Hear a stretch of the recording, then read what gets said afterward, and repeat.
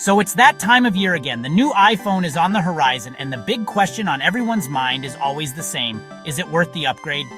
This year, we're looking at the iPhone 16, and I think a really interesting comparison is not with its direct predecessor, but with a phone that a lot of people might still be holding on to, the iPhone 14. It's a 2-year jump, which is often that sweet spot where you really start to feel the difference in technology and design. So what exactly has changed in those 2 generations? That's what we're here to break down. We're going to go deep on this one. It's not just about what's new on the surface. We'll be taking a look at everything from the subtle shifts in design language and materials to the major leaps in processing power and camera technology. This is the full comparison, the specs, the features, the key differences that will actually impact your day-to-day use, and maybe surprisingly some of the similarities that have stuck around. I've had some time with the latest hardware, and I've been using an iPhone 14 as a daily driver for a while to really get a feel for the contrast. The goal here is to give you all the information you need to make an informed decision. Whether you're an iPhone 14 user wondering if now is the time to pull the trigger, or you're just curious about how Apple's hardware has evolved over the past couple of years, this video is for you. We'll lay it all out piece by piece, so you can see exactly where your money is going if you decide to make that jump. All right, let's get into it. All right, so first up, let's talk design. With the iPhone 16, Apple has made some interesting choices that feel like both a step forward and a nod to the past. The most immediate thing you'll notice is the redesigned camera layout on the back. They've shifted from the diagonal alignment we saw on the 14 and 15 back to a vertical stack. This isn't just for looks. The rumor mill has been churning for months about this enabling spatial video capture for the Vision Pro, bringing a Pro feature to the standard model. It definitely gives the phone a cleaner, more streamlined look in my opinion. The other major design tweak is the introduction of the new capture button. This is a dedicated capacitive button on the side, designed for the camera. A light press focuses the shot, and a full press takes the picture. You can even swipe on it to zoom in and out. It's a pretty clever addition that makes the iPhone feel more like a dedicated point-and-shoot camera. The flat aluminum sides are still here, but they feel slightly more contoured, just a bit softer in the hand than the sharp edges of the 14, which is a welcome refinement for ergonomics. Beyond those 2 big changes, the overall aesthetic is one of refinement. The bezels around the display seem to have shrunk just a tiny bit more, which always makes the screen feel more immersive. The materials still feel incredibly premium, as you'd expect.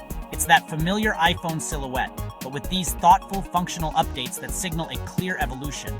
It's not a radical reinvention, but it's a smart and purposeful one. The vertical camera bump and the capture button are the real stories here, changing how you interact with the phone's most used feature. Now let's rewind 2 years and look at the iPhone 14. Holding it now, it still feels like a modern premium device. This was the phone that really solidified the flat-edge design language that Apple brought back with the iPhone 12. It's got that industrial squared-off look with the aerospace-grade aluminum frame. It feels solid, substantial, and incredibly well-built. There's a reason this design was so popular. It's clean, simple, and instantly recognizable as an iPhone. It's a design that has aged really well. The defining feature on the back, of course, is that diagonal camera layout. At the time, this was the visual differentiator from the iPhone 12 and 13, a small tweak to signal that this was the new model. It's functional, housing the wide and ultra-wide lenses, but aesthetically, it's a bit more playful than the new vertical stack on the 16. The rest of the phone is pure classic iPhone. You have the familiar lightning port at the bottom, a key point we'll come back to, and the standard volume rockers and mute switch on the side. There's no capture button, no action button like on the Pros. It's a simpler, more straightforward layout. The front features the display with the notch, which houses the Face ID components and the front-facing camera.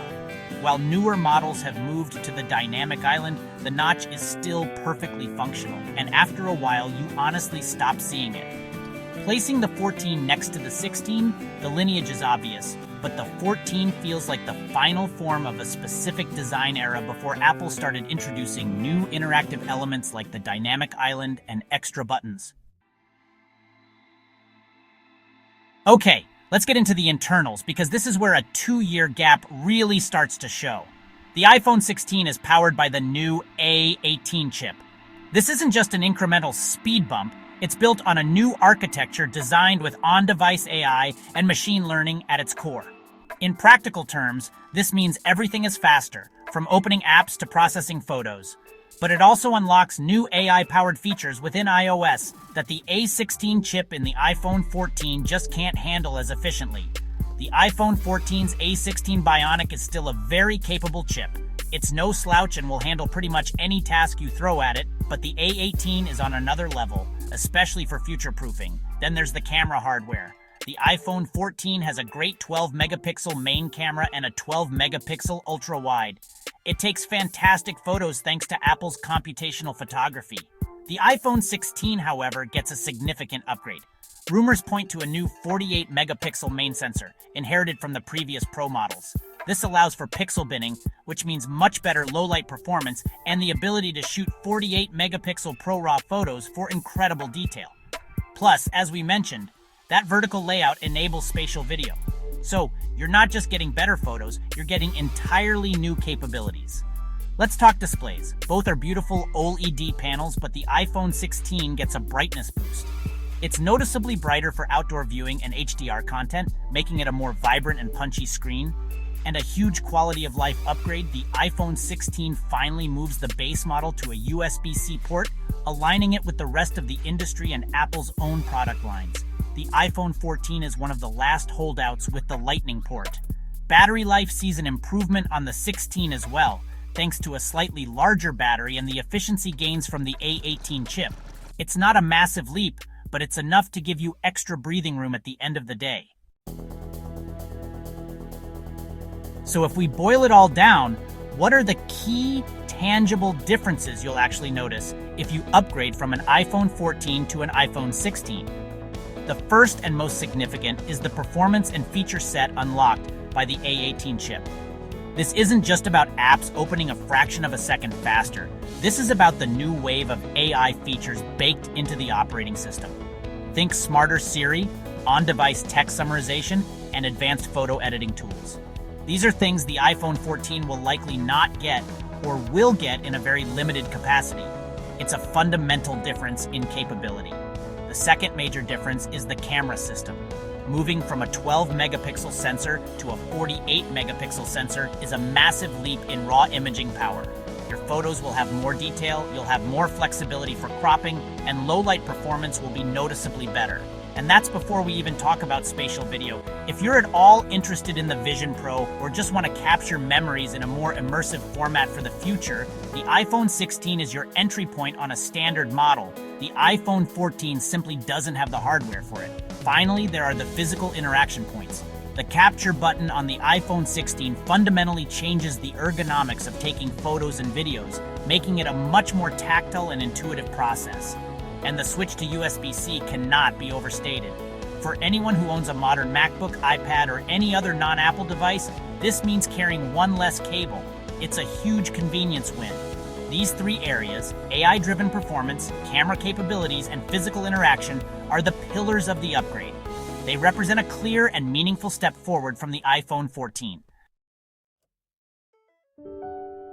Now, for all the changes, it's important to remember that these phones share the same core DNA.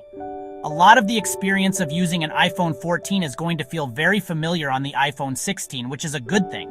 First off, the core software experience is iOS. While the 16 will have some exclusive AI features, the vast majority of the operating system, the layout, the core apps, the security features, the App Store, will be identical on both phones running the latest version of iOS.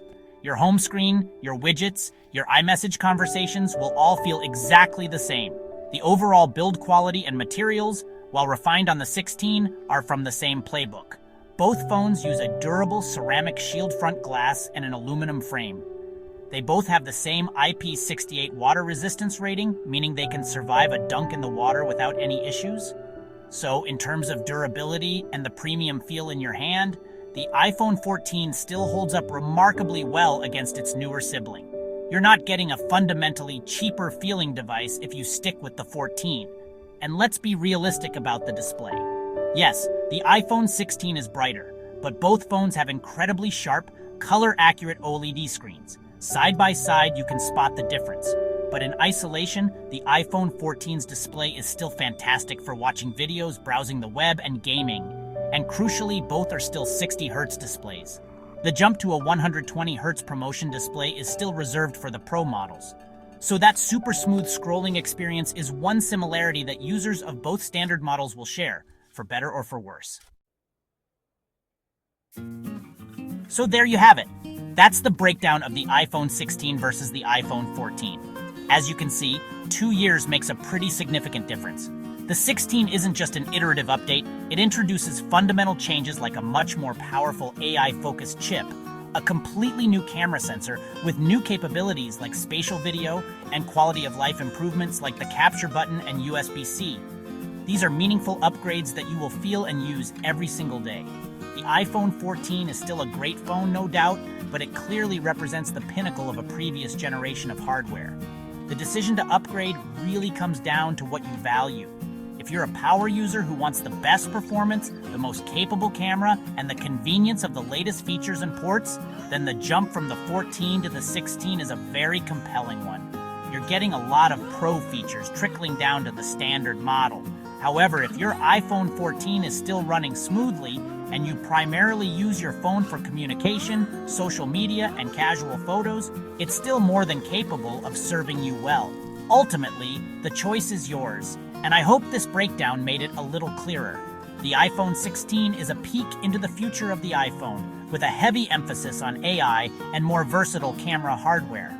The iPhone 14 is a reliable workhorse that has perfected a classic design. So I'm curious to hear from you guys. For those on an iPhone 14 or older, is the 16 compelling enough for you to upgrade?